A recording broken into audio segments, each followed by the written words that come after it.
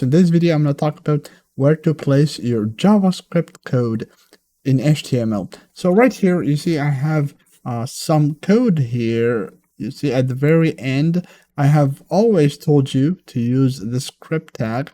And inside of the script, you write your application. So I have a small application that gets the date here. It doesn't do much, but you see this is what it does. And I have placed it inside of the script tag. What I have done here is that I have the script tag. So this is the end of the body tag. So I have all of my content up here. I don't have a lot of content on this page. I only have one button there.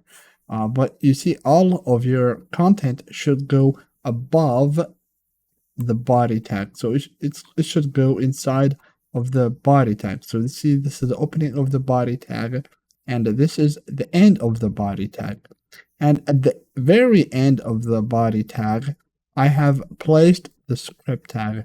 So I have said script, and I have ended it right here. So inside of the script, we can write our JavaScript program here.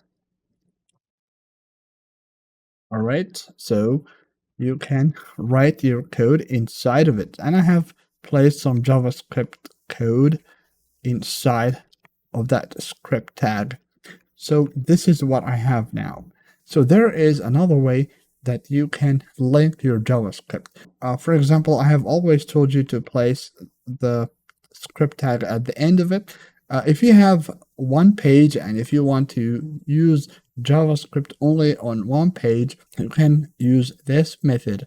However, if you have, let's say 5 pages, and if inside of those 5 pages you want to run the same script, what I recommend you to do is that I want you, create a new file. So I'm going to create a new JavaScript file. I'll call it my js.js.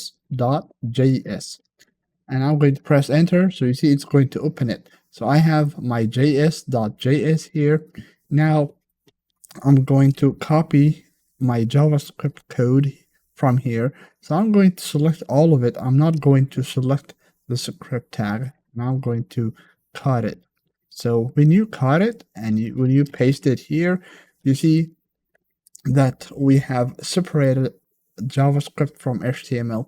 So this is just like just like the CSS. So we are attaching the JavaScript to the HTML. And right now you see my code is not running. As always, you place the script tag at the very end, but you see right now what I'm going to do is that I'm going to add the source attribute. So src equals to, and then 2 quotes, and I'm going to add the name of my JavaScript file. So my js.js. And now you see my code is running. So now I'm ready to attach this JavaScript application, to any other HTML page. For example, let's say that I'm going to make a new HTML file. So I'll call it new page.html. And inside of this HTML page, what I'm going to do is that I'm going to link that. So I'm going to add hello world here just for this video. All right. So I want to place it inside of page 1. So let me place it inside of that. And right below it, let's say that I want to add that same thing. So I want to run this code inside of this new page. So to do that, what I'm going to do is I'm going to get to the code. You see right here, I'm selecting the element by ID. I have given it the ID of print here. So what I'm going to do is that I'm going to make an element and give it that ID. So I'm going to change this to h3 actually.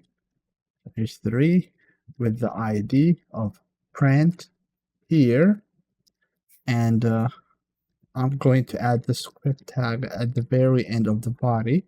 So I'm going to add the source. So source, and I'm going to attach my JavaScript file. So my source is there. And now if I open this page on a web browser, you see that I have used the same code. So I'm using that on this page, you see on this page, if I open it, it has this small code. And if I open it on this page, I have the same code. And if I can run it, you see shows the same code. So this is how you can reuse the code again. So I hope that you liked the video, everyone. I just wanted to show you how to reuse the code on different pages. So if you have one page, I recommend that you place the code inside of the script without using source. So if you had one page, get rid of the source and place the code, place your code. Oops, what did I do? So place your code inside of it if you have one page. But if you have multiple pages, I recommend that you just create a new JavaScript file and name it something.js. And then inside of the script, you just add the source and followed by the name of the file .js, and it should work. So I hope you liked the video, everyone, and I'll see you all in the next videos. I'm out now.